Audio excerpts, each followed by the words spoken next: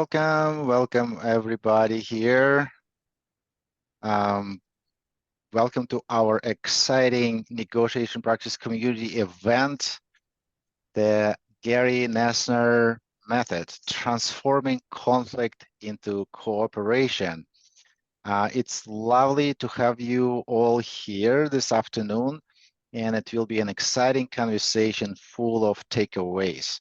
And this call is recorded and also screencasted on LinkedIn. And if you are watching on LinkedIn and have questions, please put your questions in the chat. And I'll read your questions during our Q&A part. We will have a Q&A part in the end. And if you're on a Zoom call, you'll be able to raise your hand. There's a raise hand feature there in reactions, and you can see that. And I will read your questions. I will invite you, and actually you can ask your questions in person. And during the call, please stay muted. So it's recorded. But when you ask your question, please don't forget to unmute yourself and then ask your question. So we have a very special guest today, Gary Noesner. Gary Noesner was an FBI hostage negotiator for 23 years of his career, retiring as the chief of FBI's Crisis Negotiation Unit, Critical Incident Response Group, and was the first person to hold that position.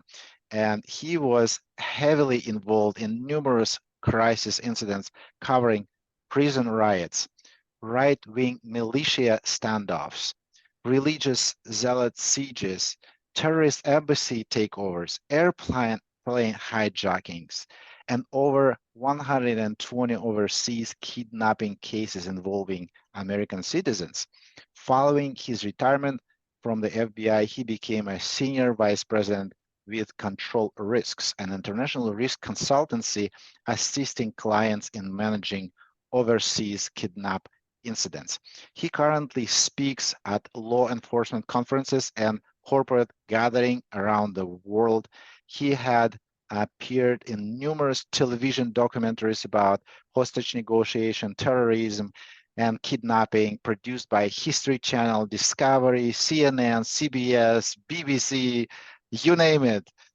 He has written an epic book about his FBI negotiation career, Stalling for Time, My Life as an FBI Hostage Negotiator. The 2018 Paramount Network TV event, Waco, is based in part on his book because Gary was a part of it. And Gary is a leader who has transformed the way government, the FBI, and maybe the whole world now thinking about handling crisis situations.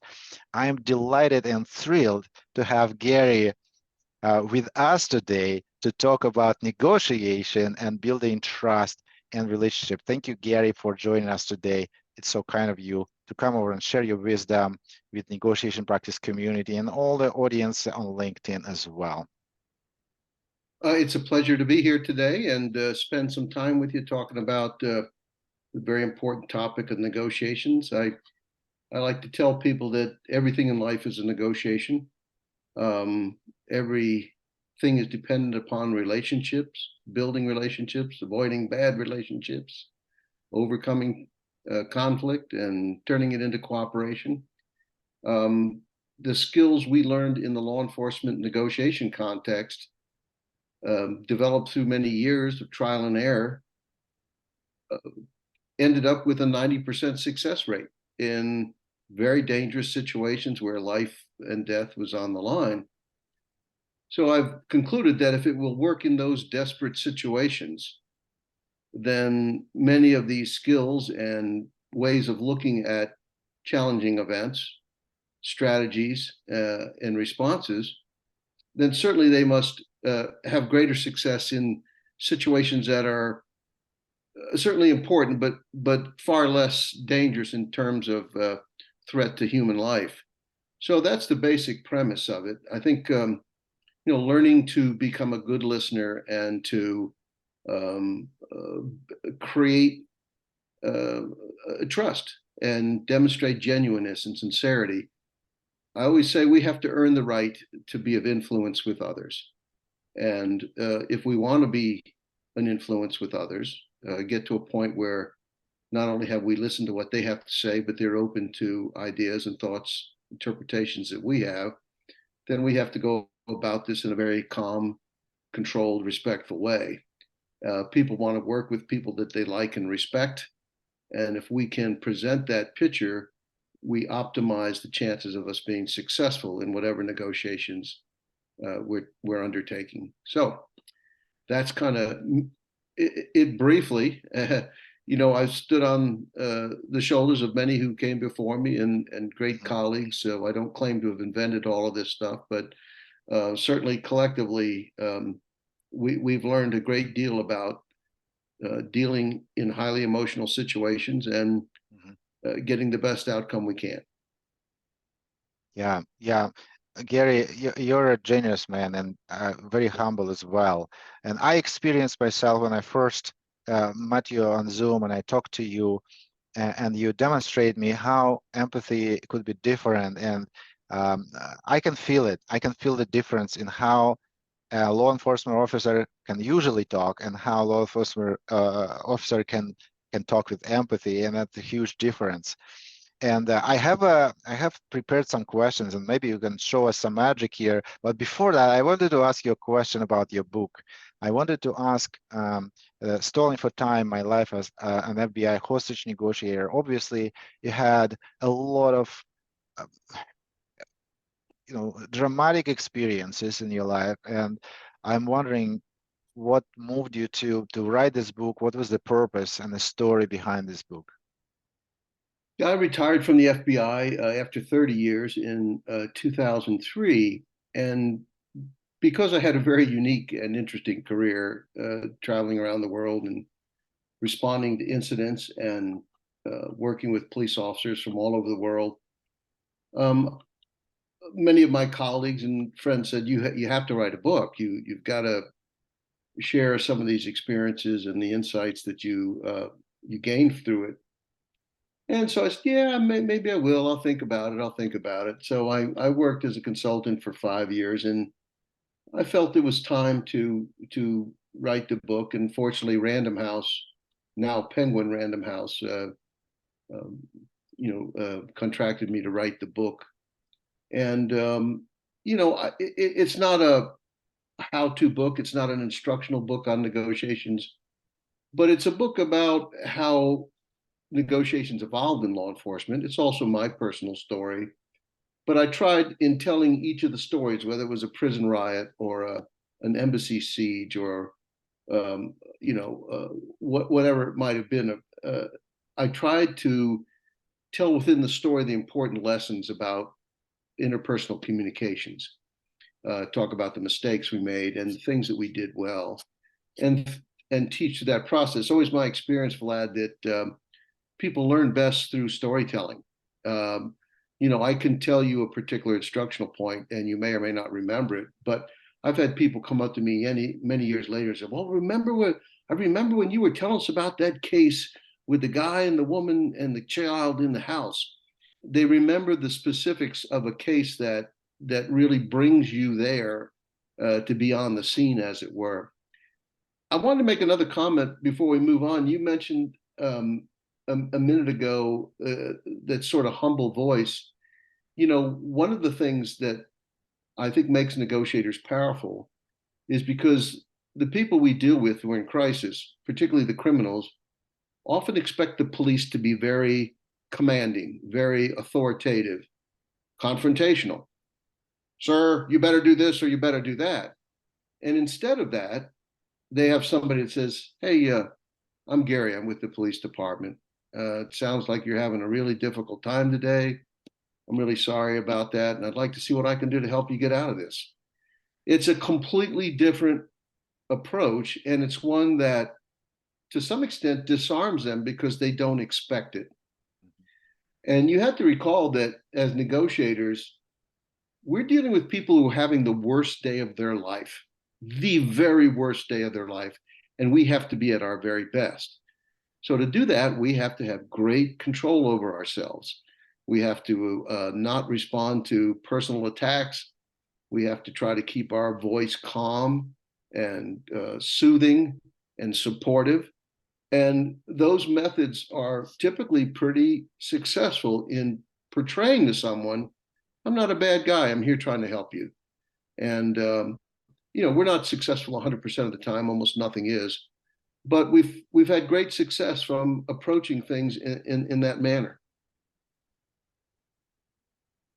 Yeah, it's exciting, and I can feel it when you show the difference, and the expectation is always there, of course. Especially the expectations probably made with the movies, with some exaggerated examples, and maybe some YouTube where police is portrayed in a certain way that is Yeah. not really positive. And this is baggage, and when you come across differently, and essentially you put trust back where it's lacking. So essentially it starts from lack of trust, but we cannot really um, do anything. We cannot cross the street without trust. We cannot buy a cup of coffee without trust. It's so paramount. So when you come there and you see there's a lack of trust and you put it back, it just changes the picture. And And I might add that many of the people that the police negotiators are dealing with have already had very negative interactions with police. It's not like we're starting off at neutral. We're starting off at a deficit. They already have distrust. They feel like they've been poorly dealt with by the criminal justice system. The police have beat them up. The police are hassling them, whatever it might be, wrong or right, it doesn't matter. If that's what they perceive, that's what's important. So that's why it's even more critical that the negotiator come across as something a little different, something unexpected, something more soothing, more calming. People, this is maybe the most profound thing I ever say on negotiations, and I'll say it here. When we would get individuals to surrender, we always wanted to find out what it was that we said that really made the difference because we were trying to learn and we hoped to replicate that. And surprisingly, the answer we got was always the same. And this is the important part. They said, I don't remember what you said, but I like the way you said it. And that is so powerful if you think about it. Your posture, your demeanor, the tone of your voice, your sincerity, your plain old likability are all elements that create that trust that you were just talking about. That's so essential. People won't surrender if they don't trust what the police are going to do to them. They won't let their hostage go if they don't trust what's going to happen. I'm not suggesting you're creating a lifelong relationship where you're going to have these people over for dinner, but you get to a point in a highly charged, very dangerous situation where you have achieved believability and trustworthiness. That's no small achievement. And I think if you think about it, that can be applied much broader in life and business, where we can approach our engagement with others in a similar way and achieve a similar or better result. exactly. And it's interesting. I tried to get to the root of the word respect, and it appears that the word respect comes from the Latin word that translates as regard. So if you meet someone and they feel like you really disregard them, you don't care about what they're going through, you don't care, it's come across disrespectful. And if it's disrespectful, it's always mutual. And trust cannot be really starting, trust cannot be there without respect. And having on that and making an effort to put the trust together, I'm wondering, what is your experience of doing that, and how do what your approach of handling stressful situation, and how important the self-control? This is the most frequent question. How you keep self-control if somebody's charging at you? Well, some of it's, is it nurture? Is it nature? Obviously, when we would select negotiators, we try to find people that, can stay relatively calm and control their emotions. It's the old partial Rudyard Kipling quote, if you can keep your head about you when all else are losing theirs. That's probably the number one attribute of a successful negotiator. Some people are quite good at it naturally. Many people are terrible at it and will never be good at it. But most of us can learn to be better at it if we, stop and think about it and, realize that we're going to do our best to have this situation end successfully. And know that the only thing we can truly control is ourselves. We can, through the process of engagement, we can have influence on the other party, but we don't control them. So it's the serenity prayer. You have to understand what it is that you can do and what you can't do, and you have to understand the difference. It's very, very critical. I go into every situation thinking I'm going to be successful because I know and I have confidence that I and my team are going to give it our very, very best. But I cannot guarantee a successful outcome because I don't control the other person. I don't necessarily have the ability, hopefully to influence, but not to control what they think, what they've been through, how desperate they are, whatever it might be. Now, we've had great success, as I mentioned, in the, above the 90 percentile, but you have to go into it realistically saying, I will be successful in making this effort. I hope I'll be successful in getting them to do what I want. But if I don't, it's not my fault. It's not my burden. The reason this is important is I have found that in negotiations, people become overly self-critical and they have fear of failure. And that brings out in the negotiator a presentation style that is not normal for them, is not consistent. In other words, we end up doing something we're not based on the pressure and the perceived importance of the situation. Oh my God, there's a child's life's on the line. I have to do this just right. Well, if you can keep yourself calm and controlled, you're certainly going to make some mistakes as you do in any negotiations, but those will be minimal. And you're going to understand at the end of the day, you come back to that thing I mentioned just earlier, where the person will say, well, I don't remember what you said. I don't remember that specific thing you said that was either good or bad. I just remember that Vlad came across as a caring, empathic individual who was trying to help me. That's what carries the day. And I think that's the most important element. A lot of negotiation instructors, particularly in the business world, are very precise about particular steps you need to take and in what order, and you always need to do these things and it will always guarantee success. I mean, you won't hear me say any of those things because I can't guarantee any of that kind of success. But I think we can confuse people when we make them try to do too much. I always tell audiences, I play golf. I'm not really good at it, but I love playing golf. And most golfers like me have a little bit of a slice when they hit the ball curves off to the right.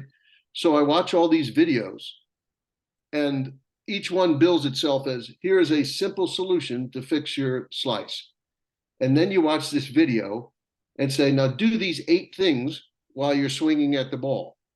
And you take literally less than a second to hit that golf ball. But in that, your mind is now thinking, am I doing this? Am I doing that? Is this just right?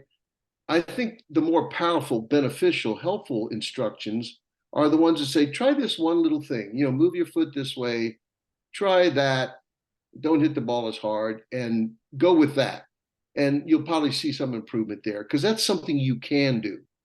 So I know I'm getting a little bit far afield there, but I think that fear of failure constrains us from coming across as authentic and sincere and genuine. I will tell audiences, you want to learn to negotiate, your best friend from overseas calls you in the middle of the night and says, I got fired today from my job and my wife is leaving me. You're not going to say, well, this is a very inconvenient time. It's very late at night here. Let's talk tomorrow. If it's a dear friend, you're going to stop whatever you're doing and you're going to get on the phone and you're going to listen to them and you're going to ask questions. and you're going to respond back that how you hear them in terms of how they feel. And if you can do that with somebody in the business climate or in the crisis climate, you're going to be successful because you are demonstrating you're empathic. And by the way, empathy is different from sympathy. Sympathy is, I feel sorry for you. Empathy is, I understand what you're going through. And we do that not by just saying we understand, we demonstrate it by paraphrasing it, summarizing it. Vlad, we've been talking here for a while. Let me make sure I understand what you've just told me, that you worked for this company for 19 years, and out of the blue, your boss called you in and said you're fired just 6 months before you can retire. And this was devastating to you. It hit you like a ton of bricks. You're confused, you're upset, you're hurt, you don't know what to say to your family, you're not sure what the future holds for you. If, when I put it in my own words, I get that right, if I have told you the story of what you told me, you got fired after so many years, your wife's left you, whatever, if I get that right and I couple that with how you have shown you feel about it, then I'm not just telling you I understand, I am showing you, I'm demonstrating it. And that is, for all of our listeners here, that is a powerful way to demonstrate your sincerity and genuineness and your worthiness to engage with this person further. Yeah, yeah, absolutely. That's a very good example. And the person who is calling you, if you just treat them with a symphony, you can say like, sorry, man, sorry to hear that. Uh, well, bye-bye.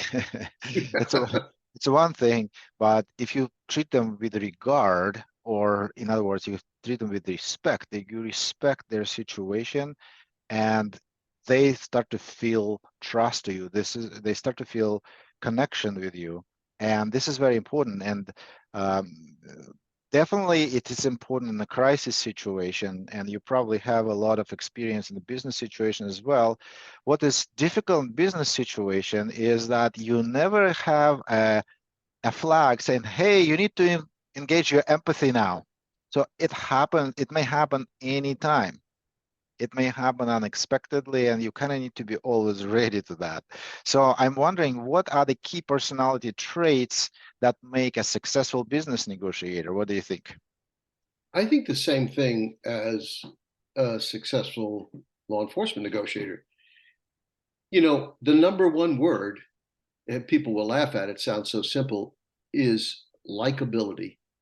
Be a likable person. Now, what does that mean? It may mean different things to different people, but for me, likable is friendly, engaging, not acrimonious, not critical, not judgmental, but open to listening to somebody else, not always feeling that you have to tell them about your perspective first. These are just some of the things, among others, that make you someone that people want to work with. You know, when I was in the consulting business, the company I worked for was almost always more expensive than our competitors. But when a client went with us, I never lost a client because they appreciated the relationship. They knew that they could call me up in the middle of the night and say, you know, our CEO just flew to Brazil and you guys were supposed to be providing a security detail for him, but they were late, or, you know, this didn't go down the way we wanted, or, you know, something. There's some problem. There's always problems. And people expect there to be problems, but what they want is to know that when they inform you, you will fix it. And you say, I'm on it, and follow through. And then you just don't depend on somebody else to do it. You personally say, I'm engaging in this now, and I'm going to make sure that I become the representative for my client to make sure that my company is doing what this person expects of us, to show that we are responsive. I think those are important things. I mean, I recently made a purchase. I won't go into what it was, but I had two different people uh, offer me a price for this purchase, and one was cheaper than the other. but I didn't have the sense of confidence. I ended up spending more money because the person that I got the product from gave me a more comfortable feeling that this person will do a good job. They will follow through. If I have a problem, they will attend to it. You know, I think there's a value to that that we often underestimate. Now, in the business world, let's face it, there are some clients that are going to say, I'm going with whoever's the cheapest. I don't care about quality. I don't, or they won't say that, but in essence, they really don't. Or the person you're dealing with may really like what you're offering, but then the finance people say, why are we going with Vlad's company when he's $5,000 a day more expensive than Gary's company?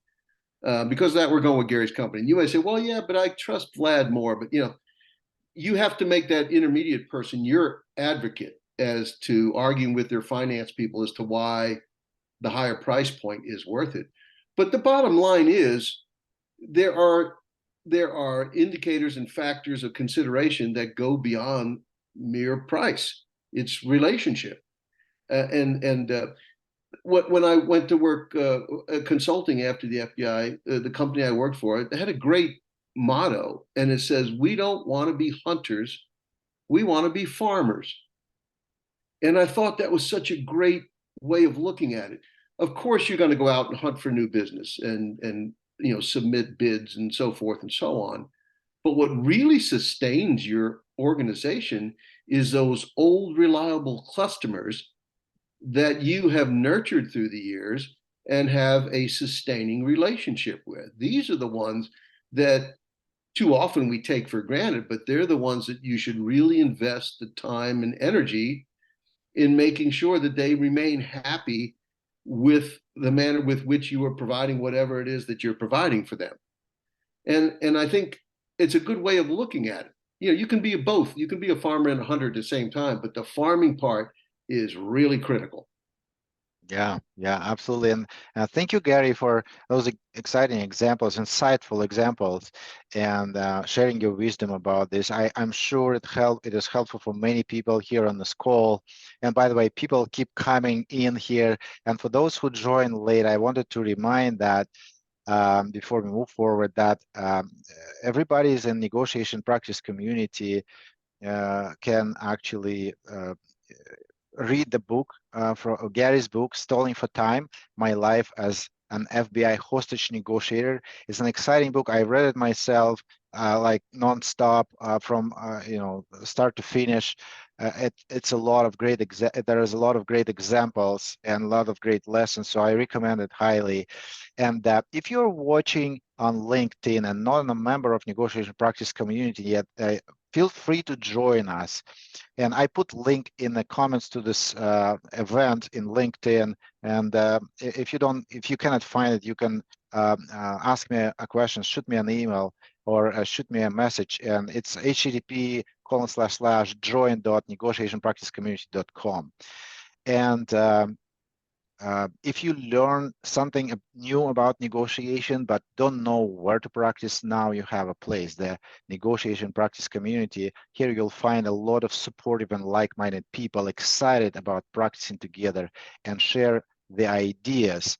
And connect with me if you would like to learn more about this. So thank you. And Gary, let's continue.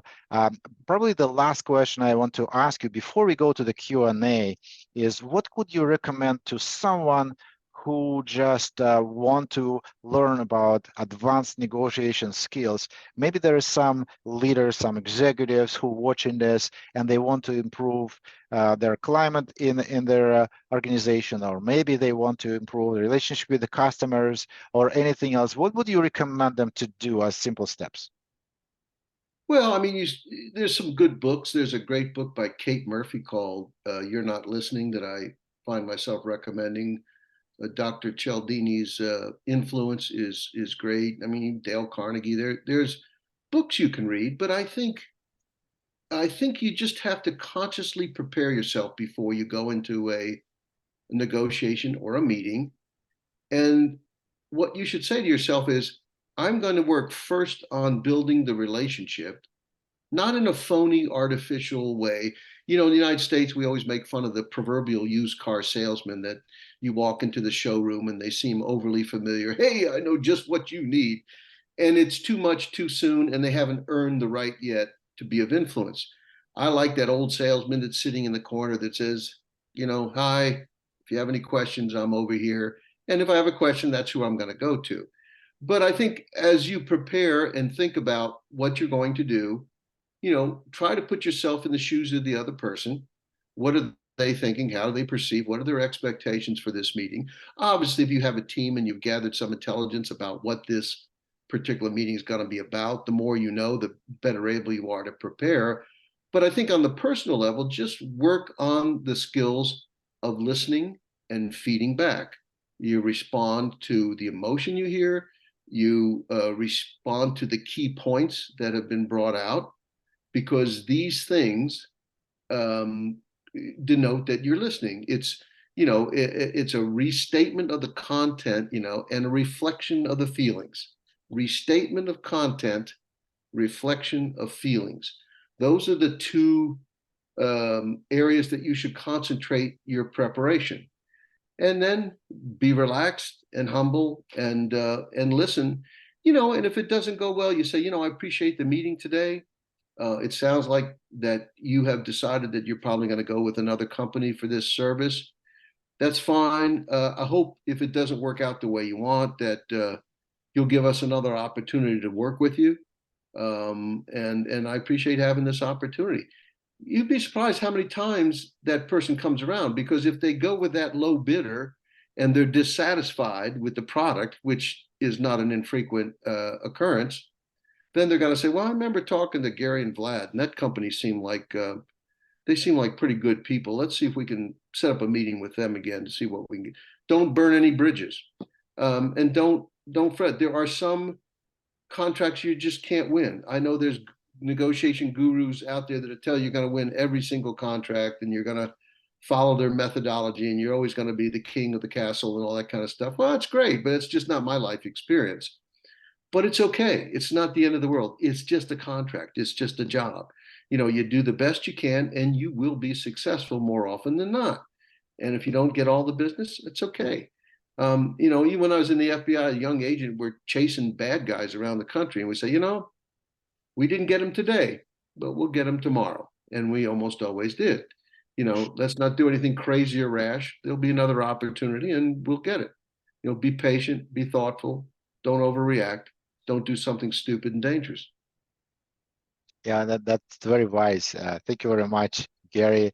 Uh, we all need to uh, we all need to learn more about how to focus on what we do instead of focusing on what we want, and reflecting on what people are going through and what they feel about it is very important. And I also appreciate your advice about finishing the relationship. Let's say you don't get the contract, you still want to quote quote send the guests in a limo back home. You don't want to, you know, leverage something negative emotions or whatever, just to get you know, squeeze everything out of it. You always want to plant the seed and you want to be a farmer, a good farmer, and see how it grows and maybe nurture that relationship. And who knows, maybe in the future we'll get it.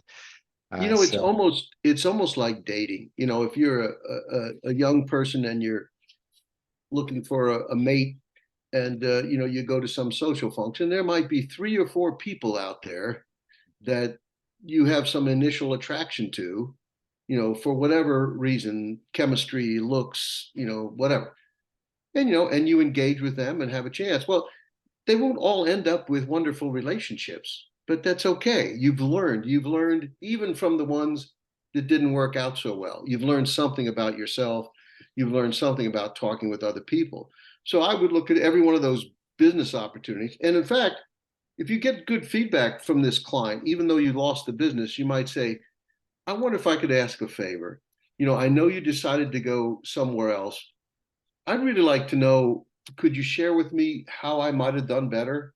Or where do you think, you know, I personally didn't perform at the level that you were expecting? Because I want to grow. I want to be better. I want to be successful at this.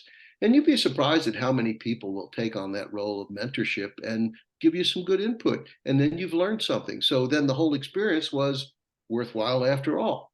So you've turned what the old saying, you've turned lemons into lemonade. Absolutely. Yeah. Fantastic. I would like to move us forward to the next phase of our conversation here. And thank you, Gary, for answering all my questions. I don't want to play a dominant role here till the very end and, you know, bombard you with my personal curiosity. I would like to let everybody else to ask their question. And I see that, Freddie, you already put your question in the chat, but Freddie, I'm wondering if you want to ask your question in person. Absolutely. It's a pleasure, Gary, to have you. Just gonna go to the question to save time. So how do you handle manipulation at work? Um, or basically, how do you become asserting according to Gary? And I think at work, you might not have the opportunity to just walk away. You both might use some manipulation to get what they want, and you might not feel like they respect you.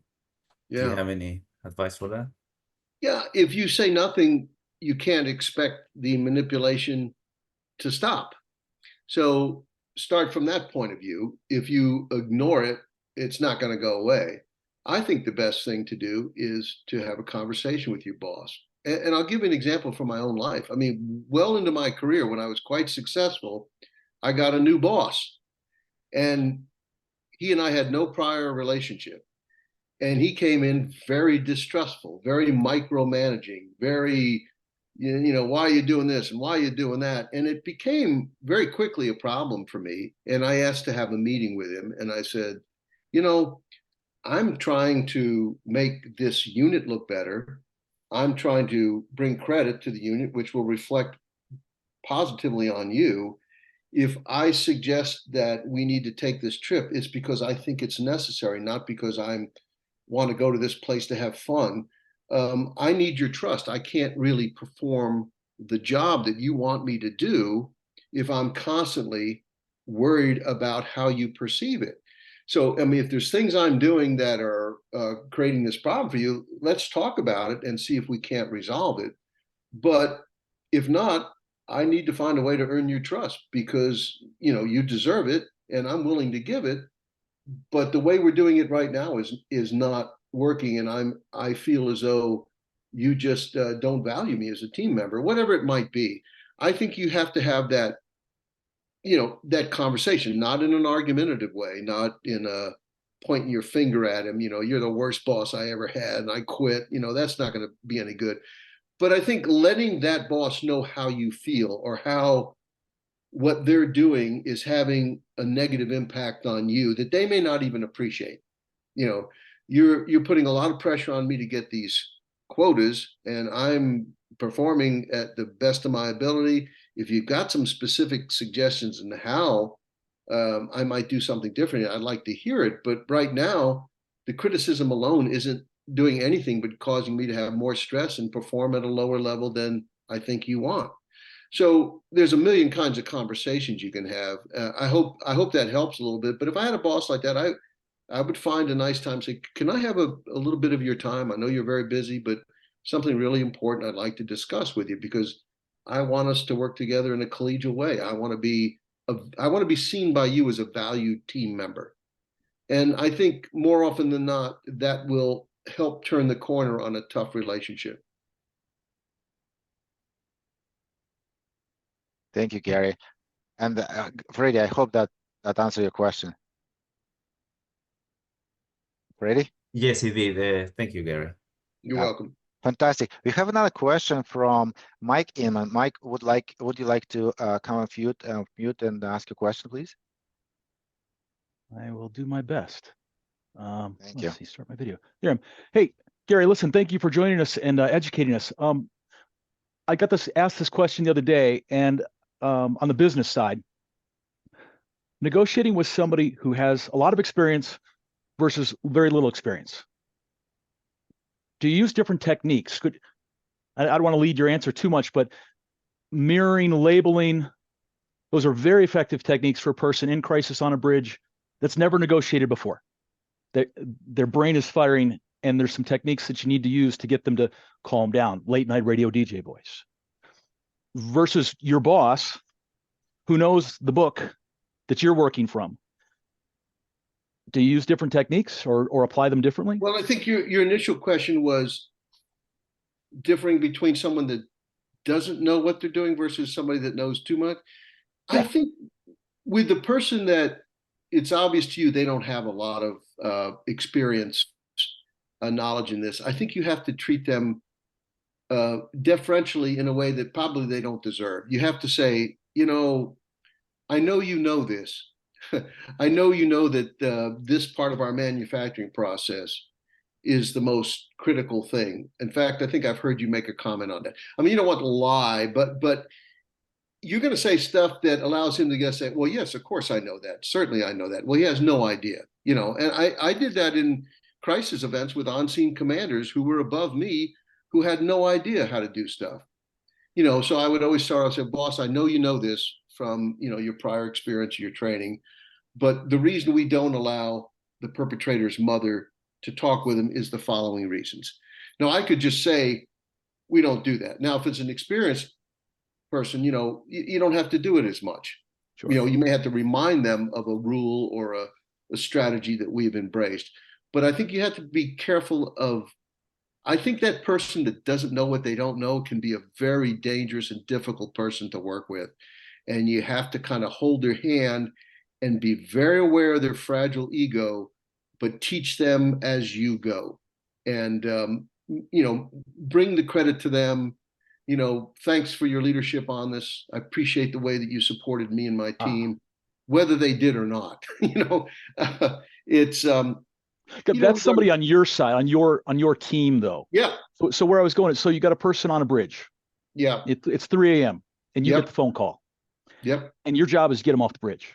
Yep. And so you might have to use late night radio DJ voice. You might have to label. You might have to mirror some things to very quickly build a relationship with them, versus marching into your boss's office, who's not only senior but has read the same book, has taught the class that you're now delivering.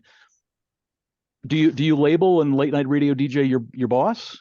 Well, I wouldn't overemphasize the late night DJ thing. I mean, if that's your natural tone of voice, that's real nice. But Sure. No, here's what I'll tell you.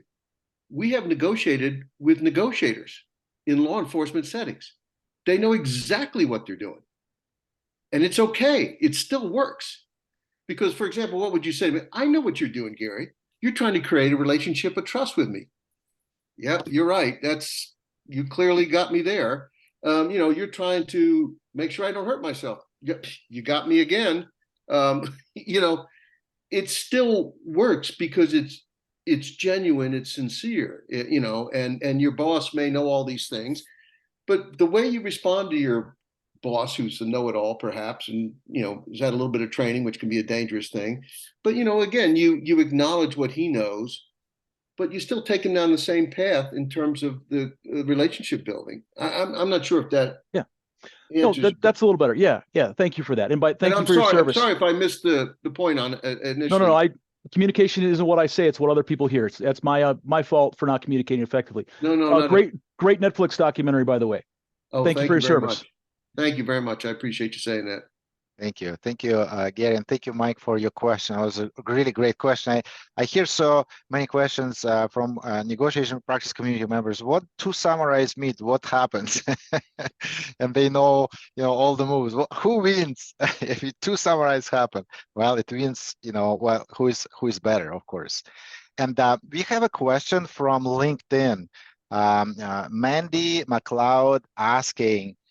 Gary, is this similar to the compass for candid conversations? And also, how much of this is about reading body language? Well, you have an advantage in the corporate world that we didn't have in law enforcement. That is reading body language and facial gesture. Because most of ours, I mean, yes, if we're on the bridge with somebody who's going to jump, we may be in a face-to-face situation. But a majority of the situations are over the telephone or speaking from a barricaded position. So we lose the advantage of the additional inputs that body language and posture and facial gestures provide to you. But what it tends to do is make you focus more on the words. I mean, most of my negotiations have been over a telephone, and I actually feel as though that gives me a certain advantage because, particularly working in the team context, 3 or 4 of us can collectively listen to that recording we just made of the conversation before we have the next one, and we can say, did you hear this? I picked up something here that I didn't pick up on the first time, so forth and so on. So it gives us a chance to look at it. But body language is important. I mean, people can tell you a fair amount. Just be careful. Don't overinterpret body language. It's like Sigmund Freud used to say, sometimes a cigar is just a cigar. I think I've heard a lot of body language experts, and some of them come up with some really good ideas. But this notion that you can accurately predict things based on someone's posture and how they're holding their arms and which way they look at you, I think that's fine, and people can teach it and people can practice it. It just, in my experience, it's not been particularly helpful. But I'm not sure what was. Could you go through that question again? I missed the first part of it, I think. Okay, I will read it again. This is a question from LinkedIn. Gary, is this similar to Compass for candid conversation? I have no idea what is that, but I hope that you do.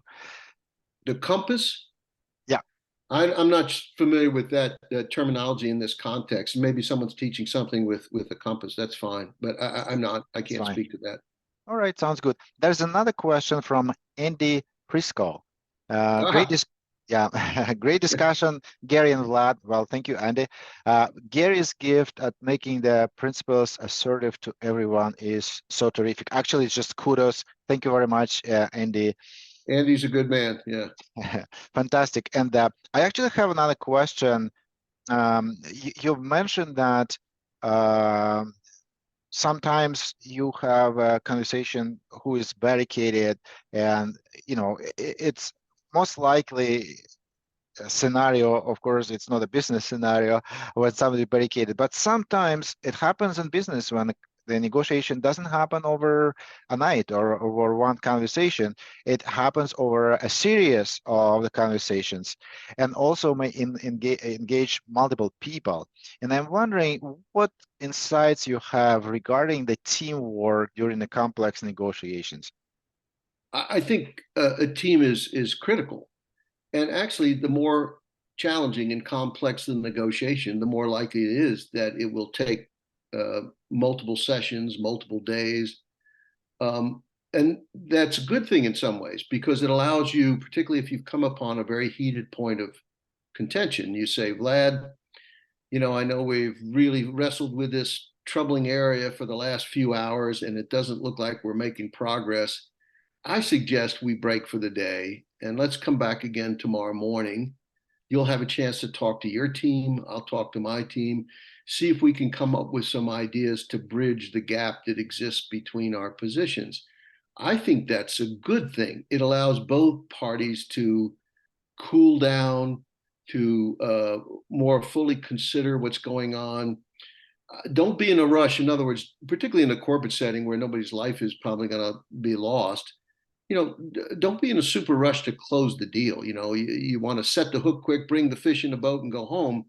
Well, okay, that's fine. But sometimes when somebody makes a deal too quickly, they're not happy with it later on, and they feel like they've been tricked or manipulated, and eventually they won't live up to that deal. It'll go bad anyway. So, I mean, I like to go in great detail. I used to tell people when we would talk to somebody about surrendering, we'd go into great detail. Now, and get them to buy in and participate in the development of the plan. So you want to come out the back door, that works for you, okay. And then you're going to see some officers around the corner. They'll give you verbal instructions. Nobody's going to mistreat you. Is that consistent with what you want? You sure which direction you're going to go? Boom, boom, boom, boom. You go through it in great detail. And that way there's no surprises. There's no opportunity for the person to see something they didn't expect and then change their mind. So you do the same thing and draw that analogy in the corporate context. Let's go through this slowly and thoughtfully and make sure that we all understand what we are saying and what we are agreeing to. And even if you think you've got them on the hook, make sure they understand what they're getting into if you want the deal to be lasting and end up in the manner that you like. I'm not sure if that answers you, but that's kind of how I look at it. Yeah, thank you very much. That's very important. You don't want to spend a lot of effort to do something once. I believe that what the main idea here is to create something for years, so you don't need to go through the negotiation every time you have a hiccup. Yeah, So, and the other thing you mentioned, I don't think I fully addressed that. If you're going into a negotiation, there's 3 or 4 of you on the team, there should essentially be one person giving the presentation. The team's there, they need to listen to the other party, and when you take a break or you have a meeting later on, you want their inputs. But we don't want the other side shopping for who they think is the friendliest, most sympathetic, or most manipulable person. You or whoever you are, the person is appointed on your team is the spokesperson and is the person through which the conversation. That's how we do it in law enforcement. There's a coach, there's other negotiators, but we only have one person doing the talking, and they're the voice of the team. And if that one person is well prepared, they go into a negotiation knowing this isn't all on my shoulders. I'm forwarding the strategy that we collectively agreed to. I'm vocalizing the points and issues and concerns that we have. So that's it. It's the voice of the team, but it's not the team. It's not the entirety of the team. so essentially, you don't get into this situation when you have 3 people on your team and all 3 speaking at random. So it's not kind of like a bad habit. It deteriorates the impression of a voice. Yeah, I think so. I mean, if somebody asks a question that comes beyond my specialty as the primary negotiator, and I might say, Vlad, can you address this question that the client just asked about, our production numbers or whatever it might be? That's fine, but it should be limited to that one area. All right, wonderful. That's great. I see a question from Roger. Roger, would you like to come on mute, off mute, and ask a question, please? No, okay. So Roger is saying, so Roger is asking how much improvisation happens during negotiation. So yeah, and that could be kind of generic question. It probably depends on negotiation. But can we ask more specifically, Gary, which negotiation require more improvisation and which of negotiation are more structured from your point of view? I think a corporate negotiation tends to be a little bit more structured because you're dealing with another rational character. You are normally aware of some specific objectives that they have. In a law enforcement crisis context, we're often dealing with people that don't know what they want. They're acting more on pure emotion. They don't have a clear-cut goal, and that becomes quite challenging. So it's a little bit different, and then we have to, in that case, improvise a little bit. If the person we're talking to in the law enforcement context goes off on a really strange tangent, the negotiator should be versed enough to follow that if it's logical and it furthers our ends. Well, could you tell me more about that? It's the first time I've heard you say that you had this experience when you were in the military. Could you tell me when that happened? I'd like to know more about that. That's not going to be scripted. It's not going to be anticipated, but it's okay for the negotiator to do that. But what we always do is we say when we go into a negotiation, and I think this should be the way in the business world, we identify 2, 3, 4 points that we want to make sure that we stick with, that we introduce into the negotiation process. That's our goal for today, to get these issues on the table and to try to elicit a response about them. Then the other things may come up spontaneously, and then now we have to react to that. And that's all part of the process. And again, when you get a tough one, there's not a thing wrong with saying like, you really presented something here that I didn't anticipate, and I'd like to go back and talk with my team before we give you a response on that, because I don't want to say something that misrepresents, our view on that. That's fine. Yeah, that's interesting. That kind of resonates with me. We probably, most of us probably never had an experience with crisis negotiation, except maybe some negotiation at home, family. So we can call them mini crises when people are more emotional, when the people really insist on what they want and they insist emotionally. So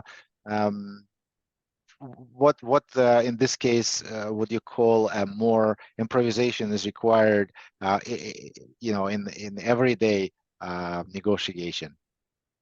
Well, improvisation is always, an element. And because if we're listening attentively, it's like a dance. Whether you're dealing with your family or in crisis or a business, you kind of let the other party lead the way, and you hang on and you see where they're taking you in the dance floor, and then you respond accordingly. That's okay. You're still in the game. You're following. You're attentive. You don't always have to force your way. I will jokingly say about negotiations, none of this works at home, because we have an awful lot of familiarity in our personal relationships. And, it's difficult to all of a sudden turn into being something you have not been with your family. Hopefully, we're all very attentive and empathic and supportive every hour of the day with our families. But typically, most families have some level of conflict and dysfunction. That's all right. But there's a history there. And in some cases, in a corporate setting, the people you're dealing with, you may have a long history of interacting with this company. That can be both an advantage and it can be a disadvantage. Typically in law enforcement, we did not have that history. So that we weren't burdened by a past relationship. We could forge a new one. So that was one of the advantages we had. Now, in a correctional or prison setting, they did have that prior relationship. So there's some variables in there. Yeah, absolutely. Thank you. And I see Falah has a question. Falah, please unmute and ask a question. Oh, yes.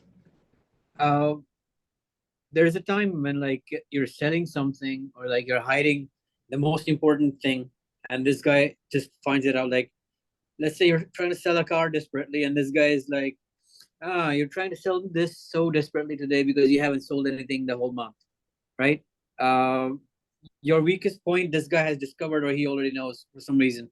At this point, you're like at the weakest, and you feel really small, and you don't know what to say. So, how could I steer the conversation in a way that this guy is more in a state of negotiation? I don't think that gives them much of an advantage. I would say something like, you're right. There's always pressure in my business to sell more and more cars. And I certainly would like to sell more than I have had this month. But this car is worth the value of what I'm asking for it. And for that reason, that's kind of what I expect to get for it. And it's important that you know that. So you can concede his point without conceding your position. Wonderful. Yeah, that's great. Falah, does that answer your question? Yeah, certain extent, but I think we need to have more sessions with them. Of course. Okay. So, Gary, we have maybe a couple of minutes left. And in this couple of minutes, I would like to thank you for your generosity of your time coming over here. It's been spectacular, and I hope that we can cross path and maybe you can come over to negotiation practice community sometime when you have time. And I would like to remind the negotiation practice community, first of all, you're awesome people. I love that you come here and you're asking your questions. And this is so great to be here. And that you've been a fantastic audience. Thank you for your attention. And I'm wondering how did you like this conversation again today? And I want to switch to the gallery here. So maybe you can show me thumbs up. Yeah, and maybe you can take a quick snapshot of happy picture, everybody, everybody here together, happy about this session. And well, I'm glad that the thumbs are the only things we're seeing. There could be another digit that comes up that would be more problematic, but maybe you'll hide those from me. I don't know. So thank you very much. And by the way, I wanted to say that as we kind of touched on this today, communication is an active skill. You can't become a kung fu master, so to speak, by watching kung fu movies. Similarly, you can't learn influence and negotiation from just reading a book or listening to an audio event. You have to practice it. And how can you convert your knowledge into the skills and to your habits? For those who are watching us on LinkedIn, on a recording, I'd like to extend an invitation. Join the Negotiate Practice community. It's a friendly environment where people like you, sales professionals, managers, scientists, software engineers, small business owners, teachers, coaches, all of them come together to practice, improve their way they interact with others. And the link to enroll to the Negotiation Practice community will be in the comments of the session. It's http://join.negotiationpracticecommunity.com. And you can try it for free for the whole month and join any practice session. We have like 7-8 sessions every week, and you'll get necessary repetitions to convert your knowledge into the skills and find your personal negotiation style. And of course, it's your choice. You are the one deciding how you invest. You're creating your own future here. And Gary, thank you so much for your wisdom and the generosity of your time. It's been a fantastic conversation and really good, comfortable family style. I love it. I love it absolutely, and really appreciate all the advice that you made. well, it's my pleasure, and I would just tell the attendees, you can practice this every day. I have something I call my target du jour, particularly when I'm traveling and I meet someone. I try to really focus on what can I learn about this person, and when I engage with them, restate the content. Whatever they tell me about their work, their life, whatever, I feed it back to them. So you really enjoyed that trip you had to Paris last year, and then the feelings about something. You're really, sounds like you're really confused about what you're going to do next in your career. So restate the content and reflect the feelings. If you do those two things, you can practice them anywhere, on anyone, and that's the gateway to being a successful negotiator. Wonderful. Thank you. Thank you so much. Yeah, if you want to unmute to say thank you to Gary, that will be spectacular. Yeah. Thank you, Gary. Thank Really you. enjoyed it. Welcome. Thank you. Thank you, Gary. Thank you. Thank you, Gary. And if you Thanks, would, Gary. Awesome session. Gary. thank you, everybody. And if you are curious about Gary's book, Stalling for Time: My Life as FBI Hostage Negotiator, please reach out, and I will be happy to talk about this. Maybe Gary, if you allow people to reach out to you, you have a wonderful page with posts there in LinkedIn. I always read it. I'm your supporter all the time. And well, take care, everybody. Have a wonderful rest of your day. Have a wonderful rest of your week, and stay in touch and join us in the future.